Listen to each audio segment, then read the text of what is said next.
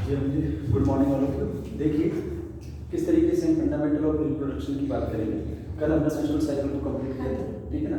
अब बात करेंगे फंडामेंटल ऑफ रिप्रोडक्शन। जब फंडामेंटल ऑफ रिप्रोडक्शन की बात करते हैं तो इसका मतलब है किस तरीके से एक मेल और एक फीमेल मिलकर के किस तरीके से एक चाइल्ड का प्रोडक्शन करते हैं, ठीक है ना। उसी को अपन कहते हैं फंडामेंटल ऑफ रिप्रोडक्शन। आगे बस समझो। अब देखिए मेल की जब बात करेंगे तो मेल के अंदर हमें क्या बनाना पड़ेगा, स्पर्म। तो यानी कि यहाँ पर किसका फॉर्मेशन करना पड़ेगा, स्पर्म का। और जब फीमेल की बात करेंगे तो यहाँ पर किसका फॉर्मेशन करना पड़ेगा, ओवम का। किसका करना पड़ेगा, ओवम का। क्योंकि रिप्रोडक्शन की जब बात करेंगे तो हमने देखा किसको, जब मेंस्ट्रुअल साइकिल की बात करेंगे तो उसको भी हमने क्या बोला था, रिप्रोडक्टिव साइकिल बोला था कि नहीं बोला था। तो रिप्रोडक्टिव साइकिल के अंदर हमने देखा था कि किस तरीके से ओवम बन रहा था और किस तरीके से ओवम बनते बनते ओवरी से जो हार्मोन सीक्रेट हो रहे थे, ओवरी को एक ग्लैंड बोला था, तो ओवरी से किस तरीके से एंडोमेट्रियम रेडी हो रहा था, यानी कि यूट्रस रेडी हो रहा था किसके लिए, बेबी को रिसीव करने के लिए, वो बेबी को ग्रोथ एंड डेवलपमेंट कराने के लिए। आगे बस समझ में। तो यानी कि ओवम का प्रोडक्शन और स्पर्म का प्रोडक्शन, तो ये क्या होते हैं, गैमेट्स होते हैं। ओवम को हम बोलते हैं फीमेल गैमेट्स। क्या बोलते हैं, फीमेल गैमेट। और स्पर्म को बोलते हैं मेल गैमेट्स। क्या बोलते हैं, मेल गैमेट। क्लियर है बात। अब देखिए जब मेल गैमेट्स और फीमेल गैमेट्स दोनों आपस में मिलेंगे तो ये किसके अंदर फॉर्मेशन होता है, ये भी याद रखना। ये टेस्टिस के अंदर होता है, इसका फॉर्मेशन किसके अंदर होता है, टेस्टिस के अंदर। और ओवम का फॉर्मेशन किसके अंदर होता है, ओवरी के अंदर। किसके अंदर होता है, ओवरी के अंदर। आगे बात समझ। और ये दोनों ही दोनों क्या है, ये लिखते जाना सर। दोनों ही दोनों क्या है, प्राइमरी सेक्स ऑर्गन। ये किसका, मेल का प्राइमरी सेक्स ऑर्गन है, ये फीमेल का प्राइमरी सेक्स ऑर्गन है। क्लियर है, वेरी गुड। अब देखिएगा यानी कि स्पर्म का फॉर्मेशन होगा और किसका, ओवम का फॉर्मेशन होगा। दोनों के दोनों क्या है, गैमेट्स है। तो इन दोनों को मिलाकर के अपन बोलेंगे गैमेटोजेनेसिस। क्या बोलेंगे, गैमेटोजेनेसिस। जन्म देना किसका, गैमेट्स का, दैट इज द गैमेटोजेनेसिस। और गैमेट्स कौन से, मेल और फीमेल दोनों। अब देखिए गैमेटोजेनेसिस दो तरीके का होगा, एक फीमेल का होगा, एक मेल का होगा। मेल का जो गैमेटोजेनेसिस होगा तो मतलब वो क्या होगा, स्पर्म का फॉर्मेशन, तो इसको बोलेंगे स्पर्मेटोजेनेसिस। क्या बोलेंगे, स्पर्मेटोजेनेसिस।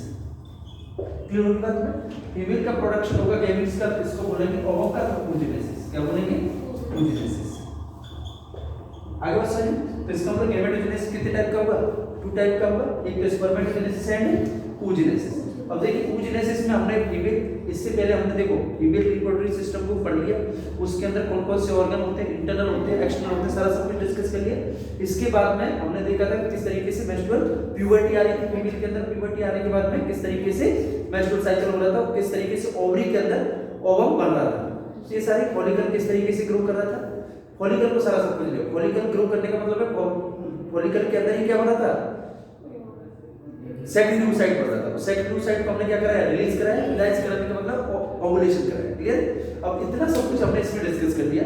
अब मोस्ट इंपोर्टेंट हमें थोड़ा सा डिस्कस करना है किसके अंदर, मेल के अंदर। तो मेल के अंदर मैं आपको थोड़ा सा इस चीज को थोड़ी देर होल्ड करूंगा, यानी कि मैं आपको मेल रिप्रोडक्टिव ऑर्गन के बारे में थोड़ी सी स्ट्रीट या थोड़ा सा ऐसा मान लीजिए कि डिस्कशन करेंगे, ब्रीफ डिस्कशन बोल सकते हैं।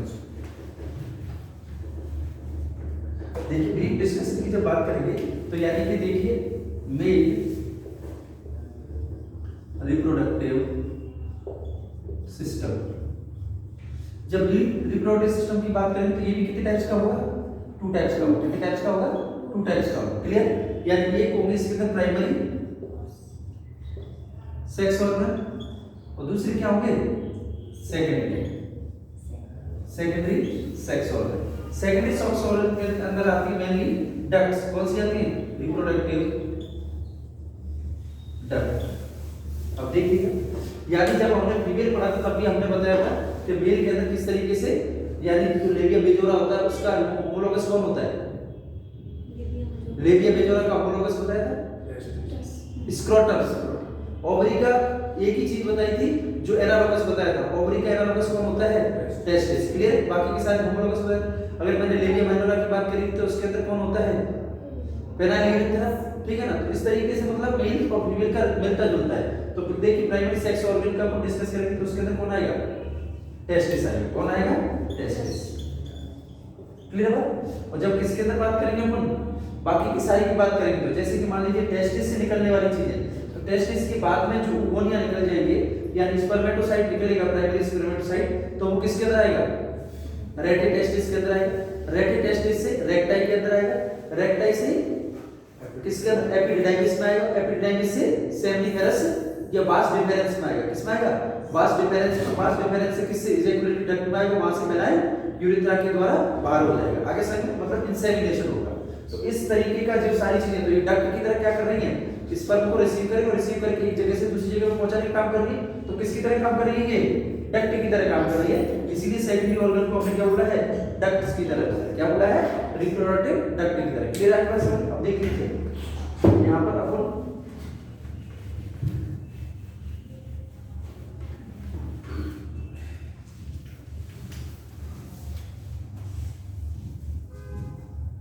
ऐसे मान लीजिए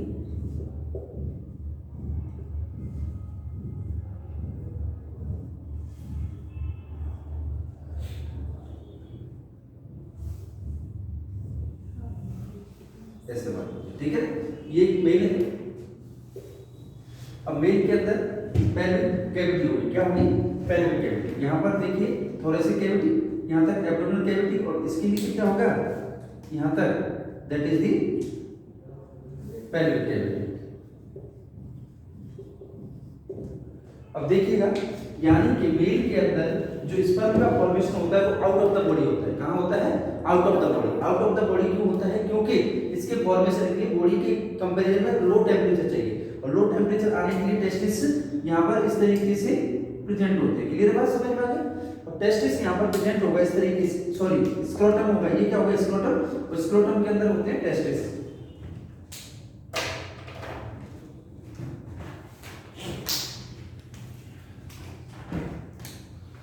एक टेस्टिस इधर होगा, एक टेस्टिस इधर होगा। आगे समझ। अब इस तरीके से टेस्टिस प्रेजेंट होगा, तो ये कैविटी जो होती है इसको हम स्क्रोटम कहते हैं, जो कि लेबिया मेजोरा का क्या होता है? होमोलोगस होता है। और ये जो प्रेजेंट पार्ट है इसको बोलते हैं टेस्टिस, जो कि प्राइमरी सेक्स ऑर्गन है। ठीक है बात समझ में? और एक स्टोन के द्वारा इस तरीके से क्या रहता है? ये कनेक्टेड रहता है। तो पेल्विक कैविटी से किसके अंदर? स्क्रोटम के अंदर ये आता है। तो यहाँ पर क्या होती है? पेल्विक कैविटी में ओपनिंग होती है। उस ओपनिंग को अपन बोलते हैं इंग्विनल कैनाल। क्या बोलते हैं? Inguinal canal. तो एक राइट से होगा, क्योंकि टेस्टिस नंबर में कितने होते हैं? 2 होते हैं। ओवरी नंबर में कितने होते हैं? 2 होते हैं। तो राइट और लेफ्ट होगा, तो यानी कि वहां से क्या होगा? इनको कनेक्ट करने के लिए, इनको क्या करने के लिए, जोड़े रखने के लिए क्या आता है? एक स्टोन का आता है, एक ट्यूब आती है, ऐसे मान सकते हैं। वो कहां से एंट्री करती है? इंग्विनल कैनाल से। कहां से करती है? Inguinal canal. आगे समझो। इंग्विनल कैनाल आपने बहुत बार सुना होगा, इंग्विनल हर्निया हो जाता है। इंग्विनल हर्निया मतलब एब्डोमिनल जो पार्ट होते हैं, पेल्विक पार्ट है, वो स्क्रोटम के अंदर आ जाते हैं। आगे समझो। तो इसी कैनाल की वजह से आ जाते हैं, तो इसको इंग्विनल हर्निया डायरेक्ट बोलते हैं। हर्निया 2 तरीके का होता है, इनडायरेक्ट और डायरेक्ट। यानी डायरेक्ट अगर कैनाल से आएगा तो डायरेक्ट होगा, और कैनाल के इधर उधर से आ जाएगा तो उसको इंग्विनल मतलब इनडायरेक्ट बोलते हैं। आगे समझो। तो अब यही वो कैनाल है। अब देखिए, अगर मैं इस टेस्टिस को यहाँ पर लेता हूँ, बड़ा करके दिखाता हूँ मैं आपको, तो देखिएगा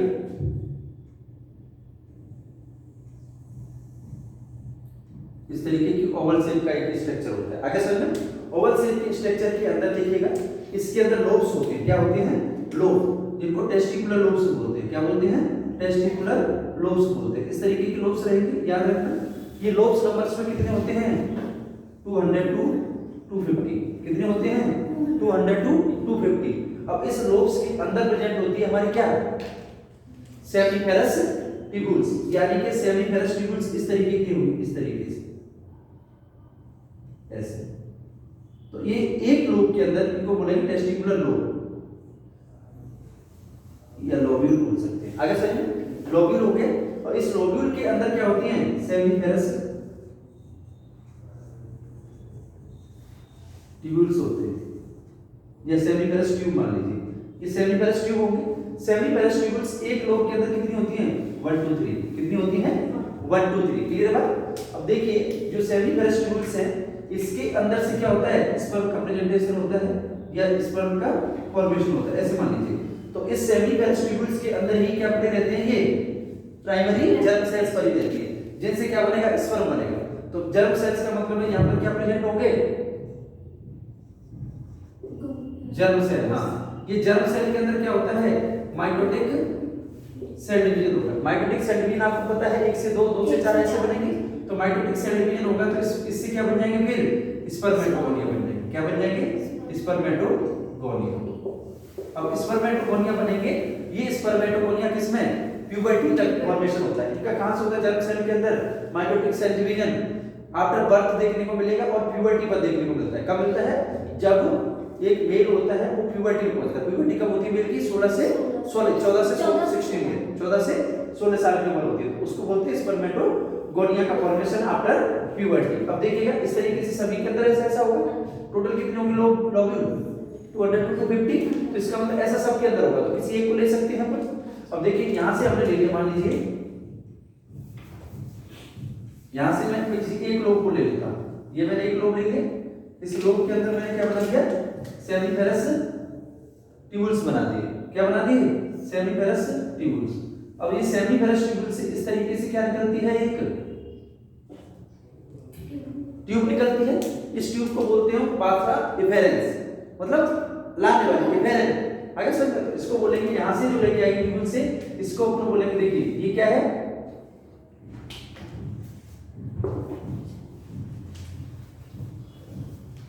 बोलिए ये क्या है? ये लोब्यूल, टेस्टिस लोब्यूल है। तो ये क्या है? सेमिफेरस ट्यूब। आगे सुन, इस सेमिफेरस ट्यूब्स ऐसी कितनी होंगी एक लोब्यूल के अंदर? 1 2 3। कितनी होंगी? 1 से 3 हो सकती है, 1 हो सकती है, 2 हो सकती है, 3 हो सकती है। आगे सुन में हमने 2 बनाई है, ठीक है। अब देखिएगा इससे क्या निकलेगा फिर यहां पर? वासा इफेरेंस। क्या निकलेगा? वासा इफेरेंस। वासा इफेरेंस। अब देखिए वासा इफेरेंस इससे भी निकलेगा, दूसरे सारे लोग होंगे इससे भी निकलेगा, इससे भी निकलेगा, इससे भी निकलेगा, इससे भी निकलेगा। ऐसे निकलेगा। जब ऐसे निकल करके ये किसके अंदर आएंगे? बाहर कैविटी के अंदर आएंगे इस तरीके से। तो जब इस कैविटी के अंदर आएंगे इसको बोलेंगे रेक्टाइल। क्या बोलते हैं? टेस्टिकुलर रेक्टाइल। क्या बोलते हैं? टेस्टिकुलर रेक्टाइल। अब टेस्टिकुलर रेक्टाइल यहां से क्या आ जाएगी?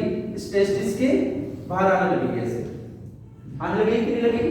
अब ऐसे यहां से आगे, यहां से आगे सारे निकल करके, और ये टेस्टिकुलर रेक्टाइल के अंदर इसको अपन बोलेंगे दैट इज दी इसको इस वाले को बोलते हैं टेस्टे रेक्टा या रेक्टा टेस्टिस। क्या बोलते हैं? रेक्टा टेस्टिस, रेक्टा टेस्टिस। अब ऐसे करके देखो, इसका निकलेगा, इसका निकलेगा, दूसरे स्कॉर्टम का भी आएगा, और इस तरीके से रेक्टा टेस्टिस यहां पर बन जाएगा ऐसे करके, बहुत सारा ऐसे। और ये यहां से स्क्रोटम के बाहर निकलेगा। ये क्या है? ये लोब्यूल है। तो ऐसे सारे लोब्यूल से निकलेगा, इस लोब्यूल से ये लोब्यूल है। ये क्या है? लोब्यूल। जैसे यहां से निकला तो ऐसे करके सारे से निकलेगा। जब सारे से निकलेगा तो ये इस तरीके से बाहर की तरफ आ जाएगा। वो बाहर आकर के क्या बनाएगा? ये एपिडिडाइमिस बना देगा। क्या बना देगा? एपिडिडाइमिस। क्लियर? एपिडिडाइमिस फिर घूम करके जाएगा,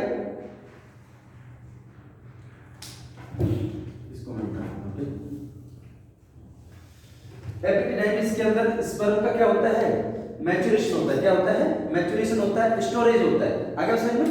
अब यहां से ये घूम करके और ये ऐसे करके चला जाएगा वापस, बैक साइड से चला जाता है ऐसे। तो ये जो घूम रहा है इसको एपिडिडाइमिस बोला हमने। क्या बोला? एपिडिडाइमिस। एपिडिडाइमिस हो गया। और ये जो जा रहा है यहां से ऊपर की तरफ लेके जा रहा है, इसको बोलते हैं वासा डिफरेंस। क्या बोलते हैं? वासा डिफरेंस। क्लियर होगी बात? अब वासा डिफरेंस यहां से मैच्योर होने के बाद में स्पर्म को क्या करेगी? रिसीव करेगी। या तो स्पर्म यहां से क्या होगा? इजैकुलेट होगा। जब मेल एक्साइटमेंट होगा तो मेल एक्साइटमेंट के एंड में क्या होता है? सीमेन बाहर आता है। तो सीमेन के अंदर स्पर्म भी बाहर आते हैं।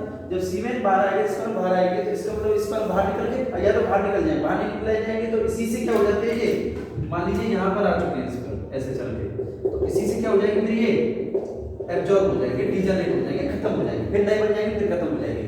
और अगर इजैकुलेशन हो गया तो यहां से स्पर्म बाहर आ जाता है। क्लियर है बात समझ में? देखिएगा अब जैसे इधर से आएगी सर, ऐसी तरीके से इधर से भी आएगा ऐसे कर।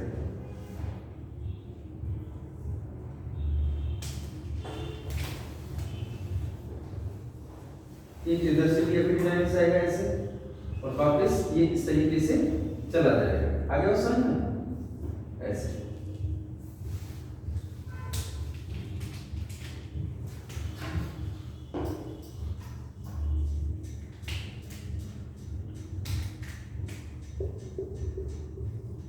ऐसे। और जब ऐसे करके चलेगा ये तो चले करके कहाँ पहुंचेगा ये इस तरीके से। अब यहाँ पर क्या होगा, मेल का यूरिनरी सिस्टम होगा। कौन सा होगा, यूरिनरी सिस्टम। जब यूरिनरी सिस्टम होगा तो आपको पता है फीमेल की कंपैरिजन मेल के अंदर क्या होता है, थोड़ा सा डिफरेंशिएशन होता है। डिफरेंशिएशन क्या होता है, डिफरेंशिएशन ये होता है कि मेल का और फीमेल के कंपैरिजन में, जैसे फीमेल की बात करें तो उसके यूरिन अलग जगह से पास आउट होता है और जो सीक्रेशंस है ओवम है वो अलग जगह से पास आउट होगा। आगे समझ। लेकिन जब मेल के अंदर बात करेंगे तो उसी यूरिथ्रा से क्या होगा, इंसेमिनेशन होगा, उसी यूरिथ्रा से क्या होगा, यूरिन पास आउट होगा, लेकिन डिफरेंट टाइम पर होगा। क्लियर बात। तो इसका मतलब यहां पर बना सकता हूं, ये क्या हो गया, मान लीजिए ब्लेडर हो गया। क्या हो गया, ब्लेडर। और ब्लेडर से यहां नहीं, ब्लेडर यहां। आगे समझ। यहां पर ब्लेडर होगा और ब्लेडर में यहां कौन आ रहे होंगे, यहां से कौन आएगा, यूरेटर। तो यहां पर कौन होगा, किडनी होगा कि नहीं होगा, किडनी। और किडनी के बाद में यहां से कौन आ जाएगा, फिर यूरिथ्रा पास आउट हो जाता है। कौन हो जाता है, मेल यूरिथ्रा। आगे बात समझ में। अब देखिए ये जो होती है ये इसके बैक साइड से आती है ऐसे करके, ऐसे करके, और ये यहां से ऐसे निकलती है। आगे बात समझ में। ये इस तरीके से आएगी और इस यूरिथ्रा को क्या करती है, ये यूरेटर को हेड करती है। मतलब यूरेटर, जैसे मान लीजिए ये यूरेटर है तो यूरेटर के ऊपर से ऐसे आएगी। आगे बात समझ। या इधर से आएगी दूसरी साइड से ऐसे करके। आगे समझ। ये यूरेटर ऐसे यूरेटर आ रहा है तो यूरेटर के ऊपर से हेड होकर के ऐसे जाती है। कौन, वासा डिफरेंस। आगे समझ। इस पर को लेकर के, और ये यहां से फिर इसके पीछे से यहां पर क्या हो जाती है, ये ओपन हो जाती है ऐसे करके। आगे बात समझ में। और ये यूरिन, जो यूरिन आ रहा है वो अपनी जगह पर आ रहा है। यूरिन का क्या होगा, फ्लो होगा यहां से, और यूरिन किसके अंदर, ब्लेडर के अंदर फिल होता है यहां से। ठीक है ना। और ये कौन आ रहे हैं, स्पर्म आएंगे। यहां से कौन आएगा, स्पर्म आएंगे ऐसे करके और ऐसे करके, ऐसे करके। क्लियर बात। इतना से याद रख लेना। जब ये यहां से चल करके आएंगे तो इसका मतलब यहां पर देखो, यहां पर कहां पर कनेक्ट होंगे, ये यूरिथ्रा के ऊपर। किसके ऊपर, यूरिथ्रा के ऊपर। और यूरिथ्रा के ऊपर जब ये कनेक्ट होंगे तो यहां पर क्या होती है, एक सेमिपेरस यानी सेमिनल वेसिकल होता है। क्या होता है, सेमिनल वेसिकल। सेमिनल वेसिकल क्या होता है, सेम एज क्या होता है, स्कैनिंग ग्लैंड की तरह होता है। स्कैनिंग ग्लैंड का मतलब है ये सीक्रेशंस करता है स्पर्म के लिए। तो यहां पर ये इस तरीके से प्रेजेंट होगा, ऐसे लीफ लाइक होते हैं। आगे समझ। लीफ लाइक स्ट्रक्चर होगा ये। इस लीफ लाइक स्ट्रक्चर को क्या बोलते हैं, सेमिनल वेसिकल। वेसिकल के नाम से पता चल रहा है। वेसिकल मतलब कोई ऐसी कैविटी जिसके अंदर क्या है, फ्लूइड मिल जाए। तो ये सेमिनल वेसिकल्स हो गया। और सेमिनल वेसिकल्स के साथ साथ में इसके अंदर नहीं करता है, ये इससे कनेक्ट रहता है। किससे, इससे। तो मतलब ये ऐसे रहेगा, देखिएगा बनेगा ऐसे ही, ऐसे ऐसे रहेगा। इसके अंदर ओपनिंग हो जाएगा सेमिनल वेसिकल। और यहां पर जो इसको कवर करके रखेगा वो होगा प्रोस्टेट। कौन होगा, प्रोस्टेट। ये हो गया प्रोस्टेट ग्लैंड। तो मैंने आपको बोला था प्रोस्टेट ग्लैंड होती है, इस सेमिनल वेसिकल्स होती है, प्रोस्टेट ग्लैंड होती है। होती है कि नहीं होती है, काउपर्स ग्लैंड भी कहते हैं इसको। क्या कहते हैं, काउपर्स ग्लैंड। मेल के अंदर प्रेजेंट होती है। हमने याद हो तो आपको वहां पे डिस्कस किया था, that is the Cowper's gland. आगे समझ में। और इसको क्या बोलेंगे अपन, प्रोस्टेट। क्या बोलते हैं, प्रोस्टेट ग्लैंड। ये भी क्या करती है, सीमेन का सीक्रेशन करती है। जो एल्कलाइन फ्लूइड होता है प्रोस्टेट से होता है, सबसे ज्यादा किससे होता है, सेमिनल वेसिकल से। इसीलिए होमोलोगस बोला था इसको, किसके, मेल की स्कैनिंग ग्लैंड की। मेल की स्कैनिंग ग्लैंड को हमने क्या बोला था, पैरायूरिथ्रल ग्लैंड। क्या बोला था, पैरायूरिथ्रल ग्लैंड। इसको बोलते हैं बल्बोयूरिथ्रल ग्लैंड। क्या बोलते हैं, बल्बोयूरिथ्रल ग्लैंड। बल्बोयूरिथ्रल क्यों, क्योंकि ये क्या है, बल्ब ऑफ यूरिथ्रा है। तो ये वाला यहां से यूरिथ्रा क्लियर होगा। तो देखिए ये कौन सा पार्ट है, ब्लेडर पार्ट है। ये क्या है, यूरेटर। क्या है, यूरेटर। ये क्या है, किडनी। ये क्या है, किडनी। और ये कौन सा पार्ट है, यूरेथ्रा पार्ट है। यूरेथ्रा का पार्ट। क्लियर बात समझ में। यूरेथ्रा का पार्ट है। और आगे चल के यूरेथ्रा पेनिस के अंदर ओपन होता है। जब पेनिस ऑर्गन होता है देखिएगा इसके अंदर क्या होता है, ये ओपन हो जाता है। क्लियर करते हैं, ऐसे मान लीजिए। क्लियर,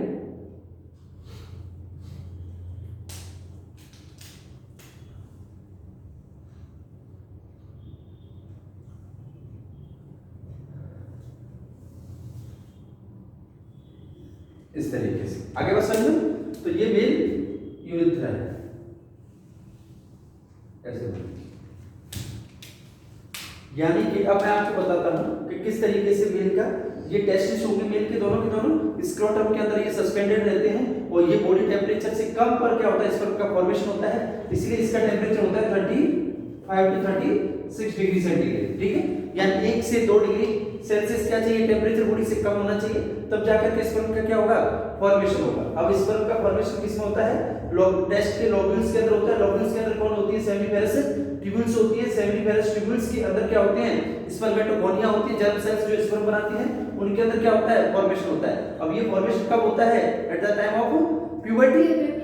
फीमेल के अंदर कब हो जाता है ये, इंट्रायूटेराइन लाइफ में, लेकिन मेल के अंदर कब होता है ये, एट प्यूबर्टी। आगे सब यानी बर्थ के जन्म के बाद होगा, प्यूबर्टी पर होगा। कितनी बात क्लियर है। अब ये यहां से चल करके किस में आता है, ये मैंने अभी लिखा था किसके अंदर, ये कौन सी होगी, वासा एफेरेंस। इसको क्या बोला था हमने, वासा एफेरेंस। वासा एफेरेंस आकर के इसके अंदर ओपन हो जाती है, इसको टेस्टे रेक्टिस बोलते हैं। क्या बोलते हैं, टेस्टे रेक्टिस या रेक्टाइल टेस्टिस। और ये होगा टेस्टे, हां, या वासा रेक्टा। क्या होगा ये, वासा रेक्टा। और वासा रेक्टा से ये किसके अंदर, एपिडर्मिस का ये हेड होगा, बॉडी होगा, ये टेल होगा। तो एपिडर्मिस के अंदर क्या हो जाता है, ये ओपनिंग होती है। एपिडर्मिस के अंदर क्या हो जाते हैं, स्पर्म आ जाते हैं। स्पर्म यहां आकर के क्या आते हैं, अपना मैच्योरेशन करते हैं, अपना स्टोरेज करते हैं यहां पर। जब क्या होगा, मेल एक्साइटमेंट होगा तो स्पर्म का यहां से फिर क्या होगा, रिलीज होंगे।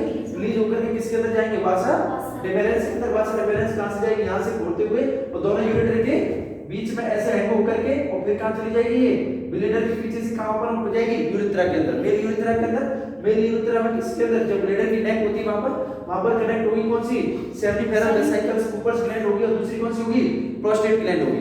अब जब सीक्रेशंस होंगे तो यहां पर क्या करती है, ये प्रोस्टेट और सेमिनल वेसिकल्स में अपने एल्कलाइन सीक्रेशन छोड़ते रहते हैं, जो इसके अंदर मिक्स हो जाते हैं। जब सीमेन की बात करें तो सीमेन के अंदर 10% क्या होता है, जैसे सीमेन की बात करते हैं, इसमें क्या होगा सीमेन, तो सीमेन में दो पार्ट होंगे, 10% होगा वो स्पर्म होंगे, 10% होने क्या होते हैं, स्पर्म होते हैं। बाकी 90% क्या होता है, ये दोनों ग्लैंड्स के क्या होते हैं, सीक्रेशन होते हैं, किसकी, काउपर्स ग्लैंड और प्रोस्टेट ग्लैंड के। आगे समझ में, तो यानी कि स्पर्म की बात करते हैं 10% होगा, बाकी 90% क्या होते हैं, एल्कलाइन सीक्रेशंस होते हैं, जो स्पर्म को न्यूट्रिशन वगैरह यानी फ्रक्टोज वगैरह इनके अंदर प्रेजेंट होता है। क्लियर है। तो ये क्या करते हैं, ग्लाइकोजन वगैरह होगा इनके अंदर, तो ये इसको क्या करते हैं, न्यूट्रिशन देने का काम करते हैं। क्लियर होगी बात, इतना समझ में आ गया। अब देखिएगा, अब अपन बात करेंगे स्पर्म का फॉर्मेशन किस तरीके से होगा। अब देखिए, इसमें से यहां से ये क्या होगा, पेनाइल, पेनाइल होता है, पेनाइल क्या होता है, सेकेंडरी सेक्स ऑर्गन होता है। आगे समझ में, और सेकेंडरी सेक्स ऑर्गन होता है, ये सिर्फ इंसेमिनेशन के काम आता है। इंसेमिनेशन का मतलब है स्पर्म को नीड के अकॉर्डिंग कहां भेजना होता है, फीमेल वेजाइना के अंदर डिपॉजिट करना होता है। तो डिपॉजिट करने को ऊपर क्या कहते हैं, इंसेमिनेशन कहते हैं। तो जो पेनिस होता है वो इंसेमिनेशन के काम आता है। आगे बात समझ में, और ये मस्कुलर ऑर्गन होता है। क्लियर बात समझ में। तो यूरिथ्रा की लेंथ होती है वो कितनी होती है, 20 सेंटीमीटर तक होती है, लेकिन फीमेल के अंदर बात करेंगे तो कितनी होती है, ये 3 to 5 सेंटीमीटर। उसके कंपैरिजन मेल यूरिथ्रा काफी बड़ा होता है। इसको अपन बोलेंगे बल्ब ऑफ यूरिथ्रा, इसको बोलेंगे प्रोस्टेट यूरिथ्रा, यहां से आगे बोलते हैं पेनाइल यूरिथ्रा। तो यूरिथ्रा के पार्ट होते हैं मेल के अंदर, वो भी 3 टाइप के होते हैं। ये बल्ब ऑफ यूरिथ्रा हो गया, ये प्रोस्टेट, जहां पर प्रोस्टेट ग्लैंड है उसको प्रोस्टेट यूरिथ्रा कहेंगे, और आगे वाले पार्ट को अपन क्या कहेंगे, पेनाइल यूरिथ्रा कहेंगे। यहां पर ग्लास पेनिस होता है तो इसको ग्लास पेनिस यूरिथ्रा बोल सकते हैं। और यहां पर यूरिथ्रल मीटस होता है, एक ओपनिंग होती है, ये कौन सा पार्ट है, यूरिथ्रल मीटस, यूरिथ्रल ओपनिंग कह सकते हैं। यहीं से क्या होगा, स्पर्म भी यहीं से डिपॉजिट होंगे, और इसको यूरिथ्रल ओपनिंग के द्वारा क्या होता है, यूरिन पास आउट होता है। कॉमन पाथवे है मेल के अंदर, कॉमन पाथवे होता है किसके, यूरिन के लिए और सीमन के लिए। तो यहां से क्या होगा, सीमन भी इजैकुलेट होकर हो जाएगा। आगे बस समझ में। तो ये क्या होते हैं, नॉर्मल से ऑर्गन होते हैं। हमने मोस्ट इंपोर्टेंट किसकी बात करनी है, ये चीज आपको समझ आ गई। इसके बाद मोस्ट इंपोर्टेंट हमने किसकी बात करनी है, सेमिनल वेसिकल्स की। किसकी बात करनी है, सेमिनल वेसिकल्स।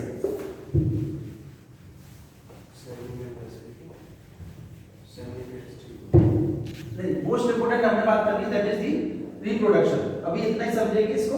पहले हमने बात करनी है रिप्रोडक्शन की। किसकी बात करनी है, रिप्रोडक्शन। रिप्रोडक्शन का मतलब हमने किसकी बात करनी है? गैमेटोजेनेसिस की। किसकी करनी है?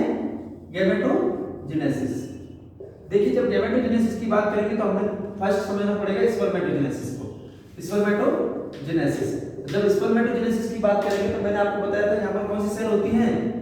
जर्म सेल्स होती हैं। कौन सी होती हैं? जर्म सेल्स होती हैं। कुछ जर्म सेल्स को अपन क्या बोलते हैं?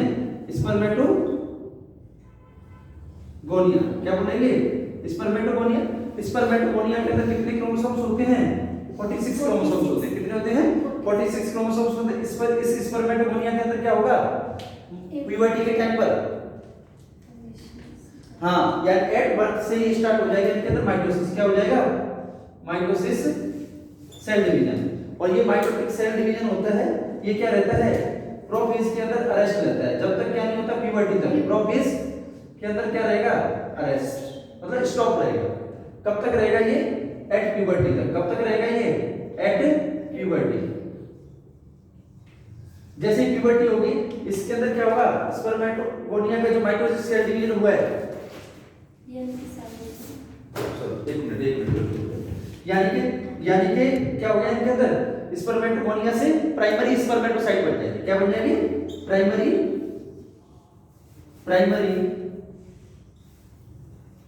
स्पर्मेटोसाइट। किसके द्वारा? माइटोसिस के द्वारा।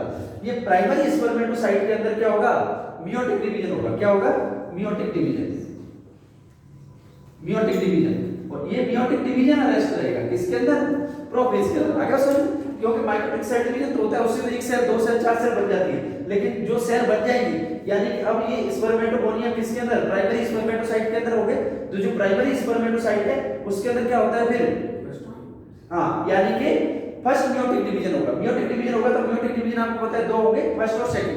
तो फर्स्ट जो होगा, कल मैंने समझाया था सेल डिवीजन, तो यानी कि फर्स्ट वाले में जो होगा फोर स्टेज होगी, prophase, metaphase, anaphase and telophase. तो कौन सी फेज के अंदर अरेस्ट रहता है? कितने दिन अरेस्ट रहेगा ये? 16 डेज। कितने दिन अरेस्ट रहता है? 16 डेज। 16 डेज के बाद में फिर मियोटिक डिवीजन फर्स्ट है वो कंप्लीट हो जाएगा। किसमें चला जाएगा ये?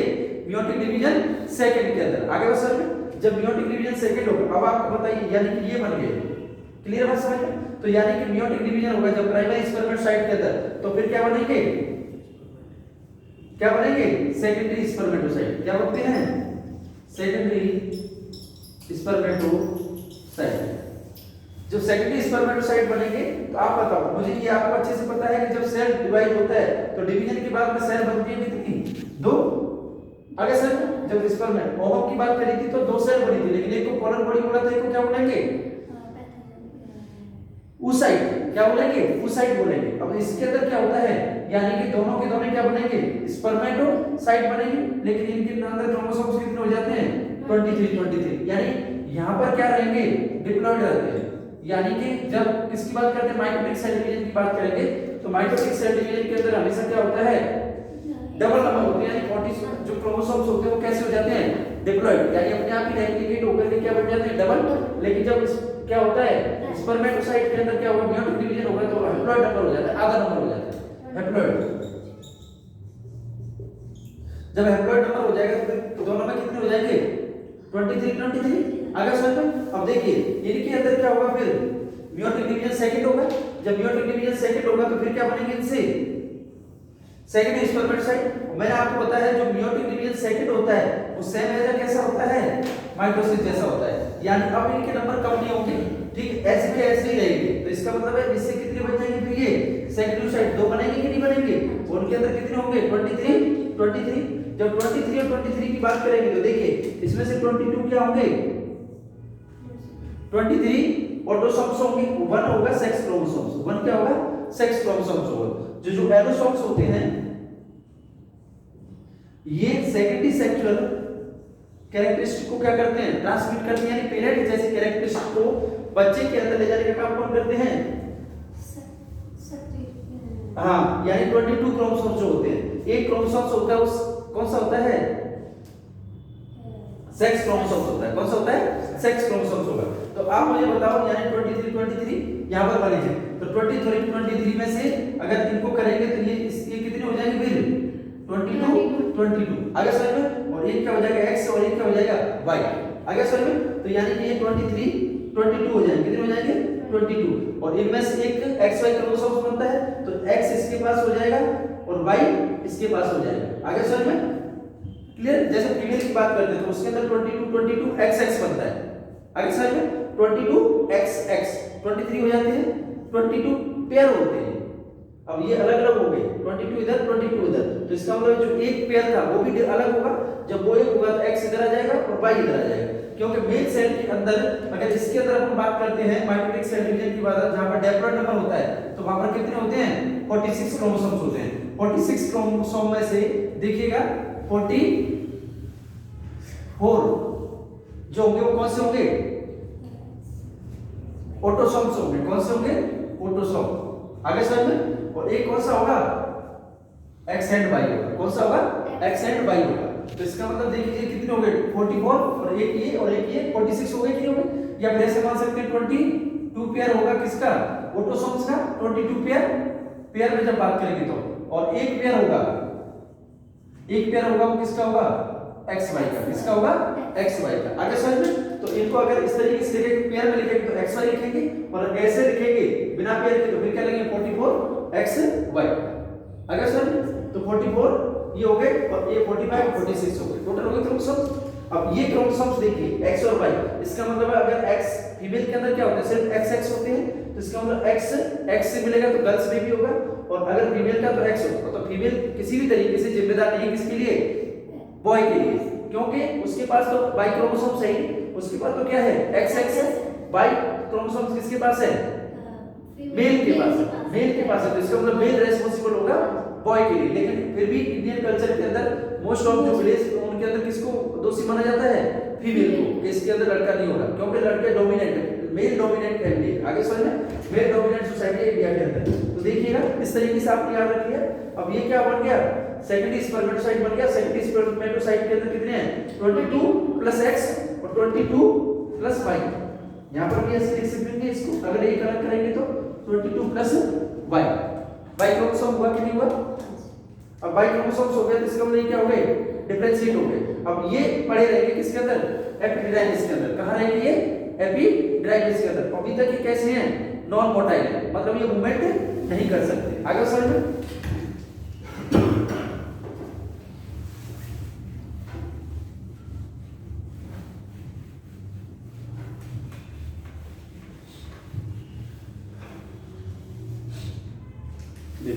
जब ये नॉन मोटाइल रहेंगे तो इसका मतलब ये कहां पर प्रेजेंट रहेंगे एपिडाइमिस के अंदर। एपिडाइमिस के अंदर क्या होता है इनके अंदर कुछ चेंजेस होते हैं। क्या होते हैं चेंजेस होते हैं, मतलब मैच्योरेशन होता है। मैच्योरेशन का मतलब है अभी तक जो स्पर्म है वो इस तरीके के स्पर्म है। आगे समझ में कुछ इस तरीके के स्पर्म है, कोई स्ट्रक्चरल कोई कुछ भी नहीं है। तो इसके अंदर नॉर्मल मैच्योरेशन होगा और स्टर का क्या होगा चेंजेस होगा। चेंजेस जब होगा तो स्पर्म किस तरीके से हो जाएगा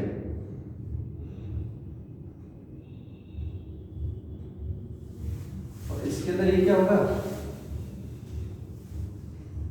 इस तरीके की स्ट्रक्चर हो जाएगी। क्लियर है बात समझ में। तो अब देखिए जब स्पर्म की बात करेंगे तो इसके अंदर ये क्या होगा हेड, ये क्या होगा यहाँ पर नेक, क्या होगा नेक, और ये क्या होगा बॉडी, और ये क्या होगा टेल। आगे समझ में, मतलब इसका टेल पार्ट हो गया और ये क्या है हेड पार्ट है। क्या है हेड पार्ट। हेड पार्ट को इस तरीके से क्या है एक प्लाज्मा मेम्ब्रेन होती है इसकी स्पर्म की, वो क्या करके रखती है कवर करके रखती है। क्या करके रखती है कवर करके रखती है। क्लियर है बात समझ में। देखिए जब ये कवर करके रखेगी तो यहाँ पर क्या होते हैं कुछ केमिकल्स होते हैं। क्या होते हैं केमिकल्स इस तरीके से। अब देखिए जो हेड पार्ट होगा उसके पास में यहाँ पर कौन होता है न्यूक्लियस होता है किसका मेल का और स्पर्म का। तो इसका मतलब मेल प्रोन्यूक्लियस बोलेंगे इसको। यहाँ पर न्यूक्लियस प्रेजेंट होगा और यहाँ पर होते हैं इस तरीके से सेंट्रोसोम्स। क्या होते हैं सेंट्रोसोम्स। सेंट्रियोल्स जो होंगे इसको बोलेंगे अपन प्रॉक्सिमल सेंट्रियोल्स, जो पास होगा न्यूक्लियस के इसको प्रॉक्सिमल सेंट्रियोल्स, और इसको बोलेंगे जो दूर होगा that is the distal centrioles. Clear. और ये कौन सा पार्ट हो गया नेक पार्ट हो गया, और ये हो गया बॉडी पार्ट। बॉडी पार्ट के अंदर प्रेजेंट होती है कौन माइटोकॉन्ड्रिया। कौन प्रेजेंट होता है माइटोकॉन्ड्रिया। माइटोकॉन्ड्रिया अब स्पर्म को क्या करेगा एनर्जी की जरूरत होगी जब मूव करेगा तो माइटोकॉन्ड्रिया से इसको क्या मिलता है फ्रक्टोज मिलता है। क्या मिलता है? फ्रक्टोज। इसी फ्रक्टोज कंटेंट की वजह से कभी-कभी रेट प्रोसेस किया जाता है। नॉर्मली वेजाइना के अंदर फ्रक्टोज कंटेंट नहीं होता है, लेकिन जब क्या जाएगा, स्पर्म जाएगा तो उसके साथ में क्या होगा, फ्रक्टोज प्रेजेंट होगा, तो फिर पहचानेंगे किसके अंदर क्या होगा, स्पर्म का डिपोजिशन हुआ है। आगे बस समझ में। तो ये कौन सा पार्ट हो गया? टेल पार्ट हो गया। यानी कि ये सेंट्रियोल्स आगे चल के इस तरीके से क्या हो जाता है, स्टेल के पार्ट अटैच हो जाता है। इसको अपन फ्लैजिला बोलेंगे। क्या बोलेंगे? फ्लैजिला पार्ट होता है। आगे समझ में।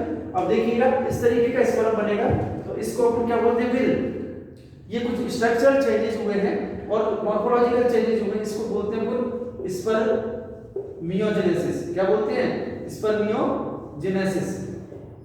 एक तो स्पर्मेटोजेनेसिस जिससे स्पर्म बन रहा है, और एक क्या है, स्पर्मियोजेनेसिस की कंडीशन है जिससे क्या बनेगा, इसके अंदर स्ट्रक्चरल चेंजेस होगा। और ये कैसा होगा? मोटाइल। स्पर्मियोजेनेसिस के बाद में आप देखिए दो कंडीशन बनेंगी, एक तो 40% होगा, एक क्या होगा, 60% होगा। 40% वो होंगे जिनके अंदर क्या होगा, इनका शेप हो, ये ऐसा मान सकते हैं मोटिलिटी प्रेजेंट होगी। और बाकी 60% क्या होनी चाहिए इनकी, नॉर्मल साइज एंड शेप।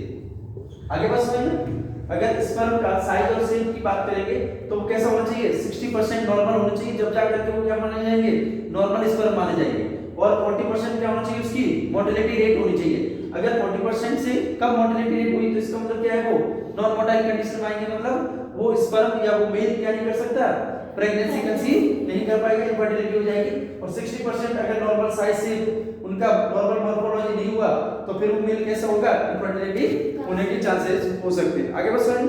अब देखिए यानी कि इस तरीके से स्पर्म का क्या हुआ, अब क्या होगा देखिएगा, यानी ये क्या बन चुका है, स्पर्म बन चुका है। अब स्पर्म कहां पहुंच डिपॉजिट होगा, ये इंसेमिनेशन के द्वारा फीमेल वेजाइना के अंदर, किसके अंदर होगा, फीमेल वेजाइना के अंदर। जब फीमेल वेजाइना के अंदर ये डिपॉजिट होता है तो इसके हेड पार्ट में यहाँ पर क्या होते हैं, कुछ चेंजेस होते हैं। क्या होते हैं? चेंजेस होते हैं। चेंजेस होने का मतलब ये है कि यानी कि इसकी जो हेड पार्ट है, जो प्लाज्मा मेम्ब्रेन है, वो थिन हो जाती है। कैसे हो जाती है? थिन होने का मतलब है बिल्कुल पतली होने लगती है। पतली क्यों लगती है? क्योंकि जैसे जैसे ये एंट्री करता है डिपॉजिट होता है किसके अंदर, ट्रैक्ट के अंदर।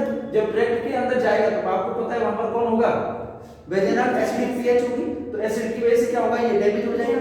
दूसरा म्यूकस का प्लग होता है, तो म्यूकस की प्लग से जाएगा तो वहां से भी क्या होता है, ये सिर मार तक हो जाता है, तो गंजा हो जाता है। कैसा हो जाता है? ये गंजा हो जाता है एकदम। अब जब ये एकदम गंजा हो जाएगा तो आगे चल के पहुंचेगा कहां पर, यूट्रस के अंदर। जब यूट्रस के पास पहुंचता है तो वहां पर मैंने बताया था एंडोमेट्रियम ग्रो कर रही होती है।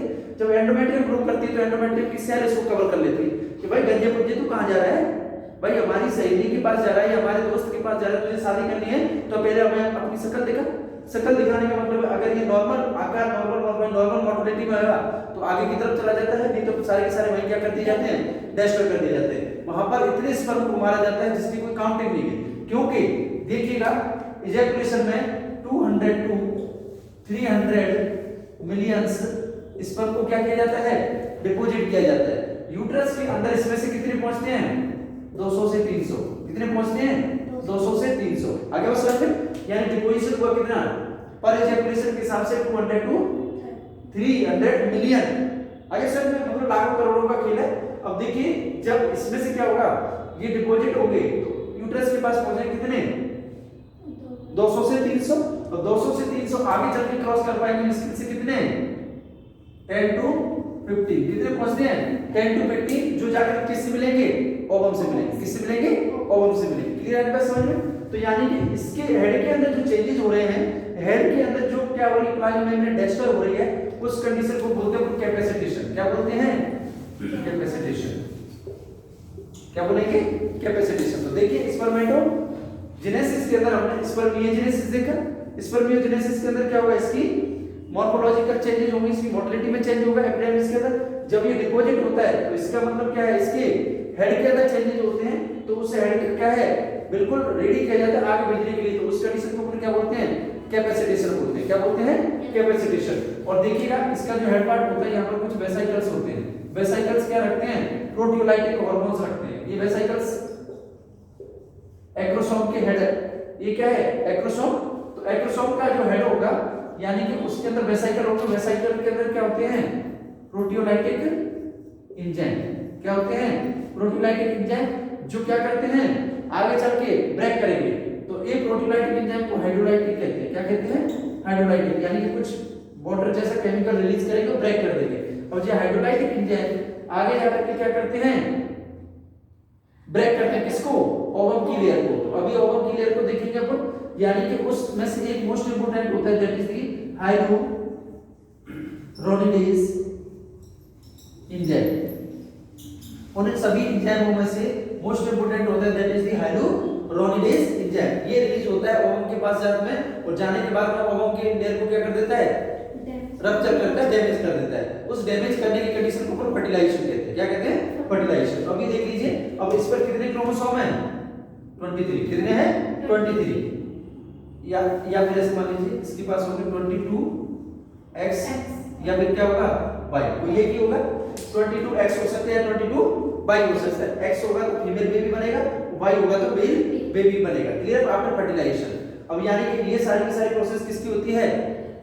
स्पर्मेटोजेनेसिस की होती है। किसकी होती है? स्पर्मेटोजेनेसिस। यानी स्पर्म का क्या हो गया? फॉर्मेशन हो गया कि नहीं हो गया?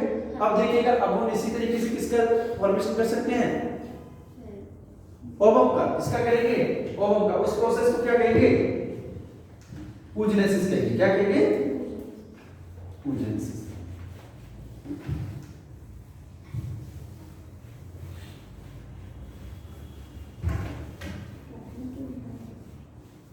क्या कहना? समझ आया? कोई नहीं और डिस्कस कर लेंगे। देखिएगा, इसके बाद नेक्स्ट होगा that is the oogenesis।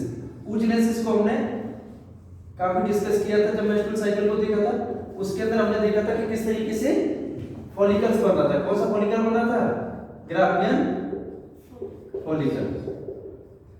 Graafian follicle convert हो रहा था किसके अंदर? मैच्योर फॉलिकल्स के अंदर। किसके अंदर कन्वर्ट हो रहा था? मैच्योर फॉलिकल के अंदर। देखिएगा, अब जिसमें देखिएगा, यानी at the intra uterine life, कौन सी? इंट्रा यूटेराइन लाइफ किसकी? Female baby. फीमेल की इंट्रा यूटेराइन लाइफ के अंदर 20 वीक होता है। कौन सा होता है? 20th वीक होता है। 20th वीक पर कितने स्पर्म होते हैं? 20 वीक पर 20 बिलियन तक स्पर्म हो जाते हैं। कितने हो जाते हैं? 20 बिलियन। आगे बस समझ में, लेकिन याद रखना आप कितने 20 बिलियन स्पर्म प्रेजेंट होंगे। 20 बिलियन स्पर्म प्रेजेंट नहीं होंगे, उगोनिया प्रेजेंट होंगे। क्या होंगे? उगोनिया। ये चीज याद रखना। उगोनिया ये जर्म सेल्स है जो किसको जन्म देंगी? ओवम को। किसको जन्म देंगी? ओवम को। अब ये किसके अंदर है? इंट्रा लाइफ पर। अब एट बर्थ पर ये कितने हो जाएंगे? एट बर्थ से लास्ट तक 4 लाख नहीं, 2 मिलियन। 2 मिलियन कितने हो जाएंगे? 2 मिलियन। अब एट बर्थ के बाद में ये उगोनिया होते हैं, इनके अंदर क्या हो जाता है? माइटोसिस हो जाता है। माइटोसिस होगा बर्थ के बाद में। माइटोसिस के बाद में क्या बन जाएंगे? यहाँ पर प्राइमरी oocyte बन जाएंगे। क्या बन जाएंगे? Primary oocyte। वो प्राइमरी oocyte अरेस्ट रहेगा। ये भी क्या रहेगा? अरेस्ट। किसके अंदर? प्रोफेज के अंदर। किसके अंदर रहेगा? प्रोफेज के अंदर अरेस्ट रहेगा। ठीक है, अब देखिए एट बर्थ के बाद में ये कहां तक पहुंचेंगे? At puberty. एट बर्थ हो गया, एट बर्थ के बाद में बना लीजिएगा ये कहां पहुंचेंगे?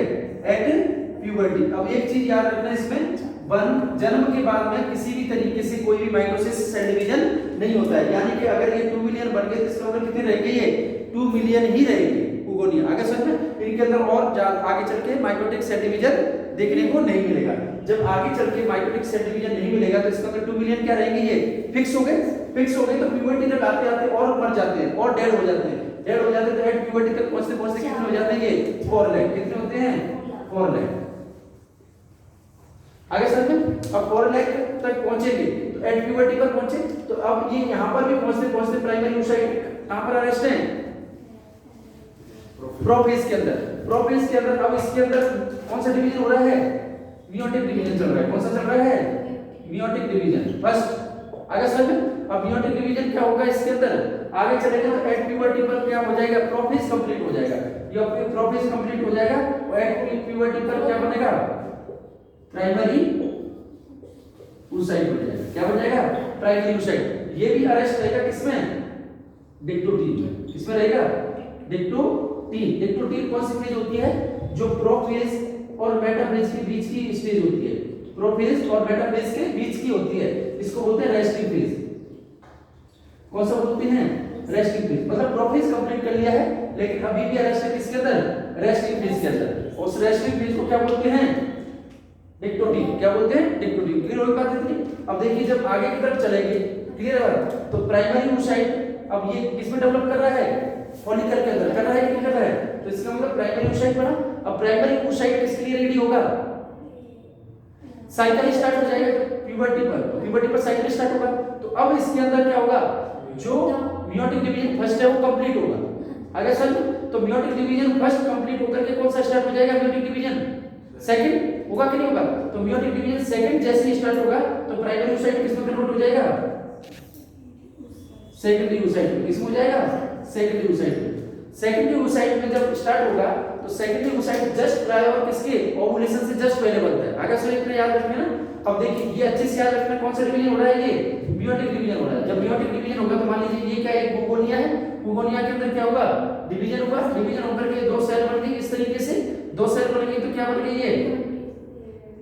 अब माइटोटिक सेल डिवीजन। ये बुगोनिया है, इसके अंदर क्या है? Mitotic cell division. तो इसके पास में 46 होंगे, इसके बाद में भी 46 होंगे कि नहीं होंगे? और ये क्या बन गए?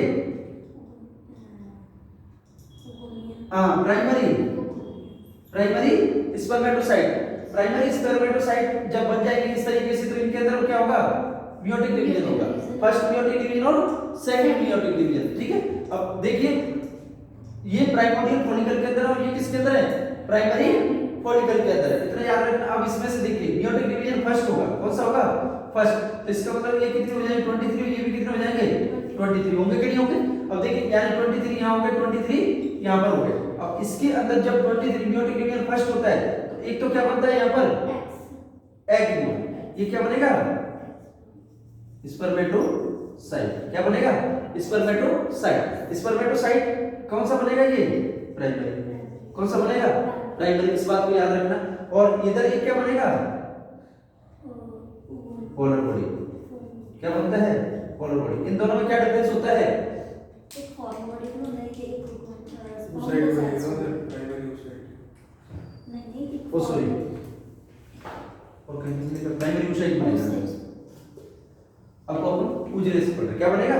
प्राइमरी oocyte बनेगा। देखिए क्या बनेगा? Primary oocyte। जब प्राइमरी oocyte बनेगा तो देखिए ये नंबर साइज में क्या होगा? लार्ज होगा। इसके पास में साइटोप्लाज्म ज्यादा होगा as compared to polar body. Polar body के अंदर क्रोमोसोम्स इस पे भी 23 होंगे, इसके भी 23 होंगे। अगर समझ में, लेकिन इस पोलर बॉडी में साइटोप्लाज्म क्या हो जाएगा? डिक्रीज रहेगा। इसलिए ये क्या होगी? इसको डिजेनरेट हो जाएगी। डिजेनरेट होकर के इसको क्या काम करेगी? न्यूट्रिशन का देने का काम करेगी। इतनी बात याद रखिए आपने। अब देखिए प्राइमरी oocyte बन गया। प्राइमरी oocyte अब क्या करेगा? आगे की तरफ बढ़ेगा, अपना कंटीन्यूअस क्या करेगा? ग्रोथ एंड डेवलपमेंट करवाएगा। जब कंटीन्यूअस ग्रोथ करवाएगा ये तो फिर ये किसमें होगा? मेयोटिक डिवीजन सेकंड को क्या करेगा? कंप्लीट करेगा। कंप्लीट होगा नहीं, अभी कंप्लीट करेगा। तो यानी कि मेयोटिक डिवीजन जब सेकंड की तरफ जाएगा तो फिर क्या रिलीज होगा यहां से? Secondary oocyte। क्या रिलीज होगा? Secondary oocyte। और सेकेंडरी oocyte का क्या हो जाएगा? ओवुलेशन हो जाएगा। ओवुलेशन होने के बाद में ये कहां पर पहुंचेगा? फैलोपियन ट्यूब में पहुंचेगा। किसमें पहुंचेगा? Fallopian tube. इतना बना लिया।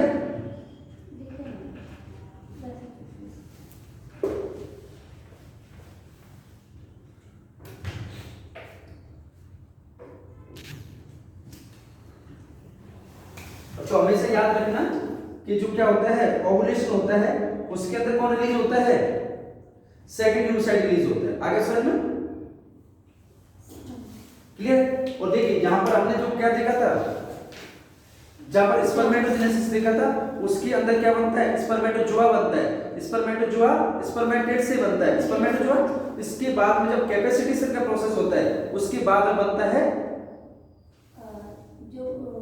स्पर्म। उसके बाद बनता है स्पर्म। स्पर्म का मतलब है कंप्लीट मैच्योर हो चुका है। आगे समझ में? इसका मतलब है उसके हेड, टेल, बॉडी, नेक एक्टिव हो चुका है, मोटिलेटेड हो चुका है, तब जाकर के उसको स्पर्म कहेंगे। उससे पहले स्पर्मेटिड होता है। स्पर्मेटिड से क्या बनता है? स्पर्मेटोजोआ बनता है। स्पर्मेटोजोआ से फिर क्या बनता है? स्पर्म।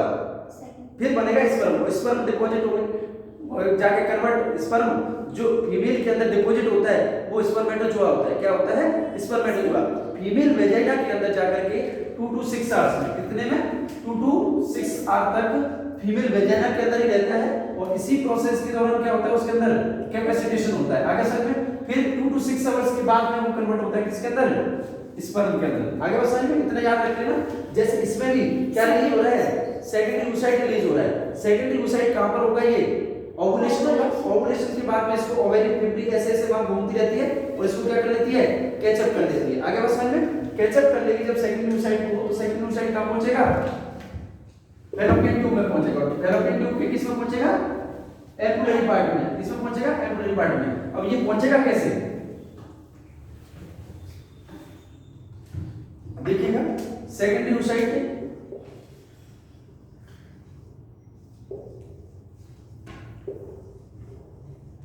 सेकेंडरी oocyte बन गया। सेकेंडरी oocyte कहां पहुंचेगा? ये फैलोपियन ट्यूब। जब फैलोपियन ट्यूब में पहुंचेगा तो आपको बताइए तो कैसा होता है? नॉन मोटाइल होता है। नॉन मोटाइल होता है कि नहीं होता है? तो नॉन मोटाइल होता है तो इसका मतलब इसको मूव कौन करेगा? तो मैंने आपको बताया कि जो फैलोपियन ट्यूब होती है उसके अंदर सीलिएटेड मेम्ब्रेन होती है। कौन सी होती है? सीलिएटेड मेम्ब्रेन होती है। आगे समझ में? तो सीलिएटेड मेम्ब्रेन यहां से मान लीजिए इसने रिलीज हुआ। रिलीज होने के बाद में इसने क्या कर लिया? रिसीव कर लिया। रिसीव करके ऐसे ऐसे पहुंचा देती है। इस पर कौन सी मेम्ब्रेन होती है? सीलिया होती है ऐसे ऐसे। और सीलिया क्या कराती है? इसका मूवमेंट कराती है। इसको कहां पहुंचाती है? एम्पुला के अंदर पहुंचाती है। किसके अंदर पहुंचाती है इसको? ऐसे एम्पुला के अंदर। अब यहाँ पर ये वेट करता रहता है। आगे समझ में? यहाँ पर वेट करता रहेगा। कब तक वेट करेगा ये? 24 आवर्स, यानी कि एक दिन ये वेट करता रहेगा। 12 से 24 घंटे इसकी नॉर्मल लाइफ स्पैन होती है। यहाँ से होने के बाद में ये एम्पुलरी पार्ट में पहुंच गया। एम्पुलरी पार्ट में जाकर के ये क्या करेगा? वेट करेगा। किसका? स्पर्म का। आगे समझ में? अब देखिए जब स्पर्म का वेट करेगा सेकेंडरी oocyte तो इसके अंदर भी क्या होती है? कुछ स्ट्रक्चरल चेंजेस होते हैं। आगे समझ में? अब देखिए अब सेकेंडरी oocyte रिलीज हो गया। कहां पहुंच गया? एम्पुला के अंदर। कहां पहुंच गया ये? Ampulla. Ampulla of fallopian tube.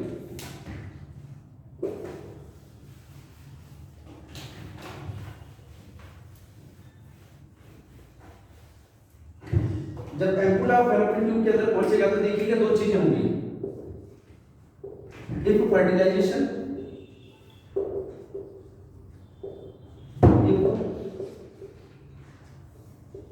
If not fertilisation. या तो फर्टिलाइजेशन होगा या फर्टिलाइजेशन नहीं होगा। अगर फर्टिलाइजेशन होता है तो क्या होगा और फर्टिलाइजेशन नहीं होता है तो क्या होगा? अगर देखिए एम्पुला के पार्ट के अंदर कौन है? यहाँ पर सेकेंडरी oocyte है। अब देखिए या अगर फर्टिलाइजेशन हो गया तो फर्टिलाइजेशन होने का मतलब है यहाँ से कौन आएगा? 23। हाँ मान लीजिए यहाँ से 22 प्लस y आ गया। ये किसका है? स्पर्म का है। किसका है? स्पर्म का है। क्लियर बात समझ में? और यहाँ से कौन आएगा? ओवम वेट कर रहा है एम्पुला के अंदर। तो यहाँ पर कौन है? ओवम। तो ओवम के अंदर भी कितना है? 22 प्लस x। क्लियर? अब ये दोनों क्या करेंगे? आपस में फ्यूजन करेंगे। ये दोनों आपस में क्या करेंगे? फ्यूजन करेंगे और फ्यूजन करके एक सेल बनाएंगे। तो जे क्या करेंगे आपस में? देखिए 22 कितने हो गए? 24 और प्लस x और y, तो x y ये एक सेल बन जाएगी। अब जाकर के मेयोटिक डिवीजन सेकंड कंप्लीट होगा। तो हमेशा ये क्वेश्चन पूछा जाता है कि मेयोटिक डिवीजन सेकंड जो होता है इसके अंदर स्पर्म के अंदर और ओवम के अंदर वो कब कंप्लीट होता है? फर्टिलाइजेशन के बाद। अगर फर्टिलाइजेशन होगा तो कंप्लीट होगा, अगर फर्टिलाइजेशन नहीं हुआ तो कंप्लीट नहीं होगा। आगे समझ में? तो इसका मतलब जब हमने देखा था किसका? मेयोटिक डिवीजन फर्स्ट, तो इसका मतलब उससे क्या निकला था? Secondary oocyte। तो सेकेंडरी oocyte जब ओवम में बनेगा तो इसका मतलब वहां पर एक पोलर बॉडी बनी थी, एक पोलर बॉडी यहां पर बनेगी। आगे समझ में? अब देखिए दूसरी तरफ क्या है? ये फर्टिलाइजेशन नॉट अकर। अगर फर्टिलाइजेशन नहीं होगा तो फिर क्या होगा? हाँ इसका मतलब है यहाँ से स्पर्म 22 प्लस y और यहाँ पर कौन होगा? Ovum 22 plus x। अब ये दोनों मिलेंगे नहीं तो ये दोनों के दोनों क्या हो जाएंगे? डीजनरेट हो जाएंगे। क्या हो जाएंगे? डीजनरेट हो जाएंगे। डीजनरेट होकर के क्या कर लिए जाएंगे? एब्जॉर्ब कर लिए जाएंगे। और इनका secondary meiotic division not complete. Complete नहीं होगा और यहां पर ये फ्यूजन हो गया तो इसका मतलब क्या है? सेकंड मेयोटिक डिवीजन कंप्लीट हो गया। आगे बात समझ में, सेकंड मेयोटिक डिवीजन क्या हो गया, कंप्लीट हो गया। किसके बाद में, फर्टिलाइजेशन के बाद में। और फर्टिलाइजेशन नहीं हुआ तो सेकंड मेयोटिक डिवीजन कंप्लीट है वो नहीं होगा। आगे बात समझ में। अब देखिए ये क्या हो गया, गैमेटोजेनेसिस हो गया। गैमेटोजेनेसिस में हमने देखा कि स्पर्म का भी फॉर्मेशन हो गया और किसका हो गया, ओवम का भी फॉर्मेशन हो गया। आगे समझ में। अब ये दोनों का फॉर्मेशन हो गया तो फॉर्मेशन के बाद में क्या होगा, फिर इनका फ्यूजन होगा। क्या होगा, फ्यूजन। तो फिर उसको अपन क्या बोलेंगे, फर्टिलाइजेशन। क्या बोलेंगे, फर्टिलाइजेशन। अब देखिए फर्टिलाइजेशन को आपने समझना होगा।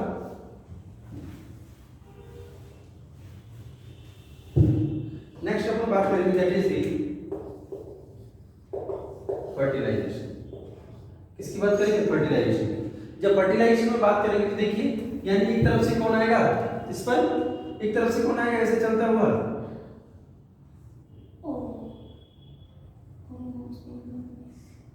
स्पर्म आएगा। कौन आएगा, स्पर्म। इस तरीके से क्लियर बात समझ में। और दूसरी तरफ से कौन आएगा, सेकेंडरी oocyte। कौन आएगा, सेकेंडरी oocyte। अब मैंने आपको अच्छे से बताया था कि जब सेकेंडरी oocyte रिलीज होगा तो मान लीजिए ये क्या है, सेकेंडरी oocyte, और ये क्या हो गया, इसका न्यूक्लियस हो गया। क्या हो गया, न्यूक्लियस। देखो ढंग से समझना। अब सेकेंडरी oocyte जब रिलीज होगा तो मैंने आपको बताया था इसको कौन कवर करके रखता है, इसको कवर करके रखेगा इस तरीके से।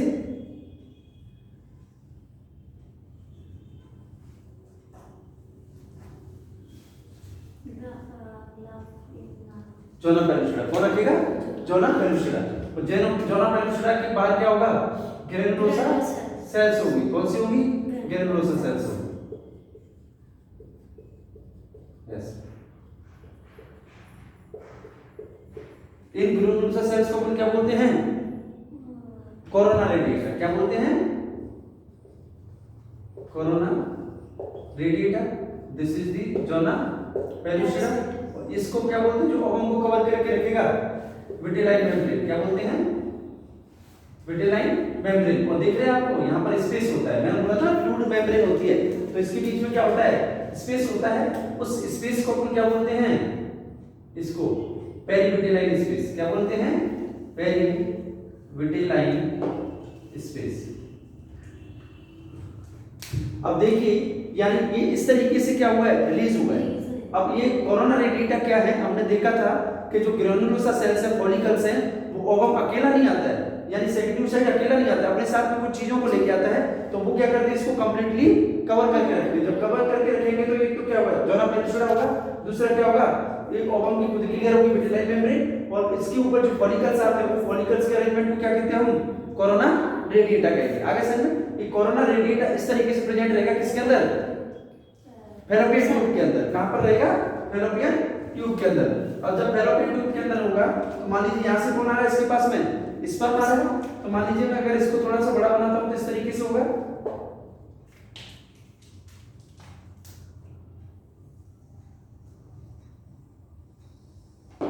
ऐसे होगा।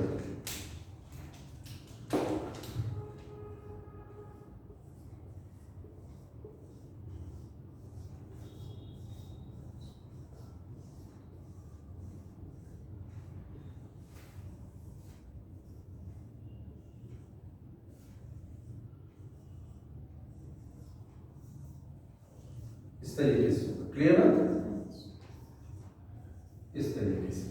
अब देखिए यहां से चल करके इसके पास कौन आएगा, स्पर्म आएगा। कौन आएगा, स्पर्म। ऐसे चलते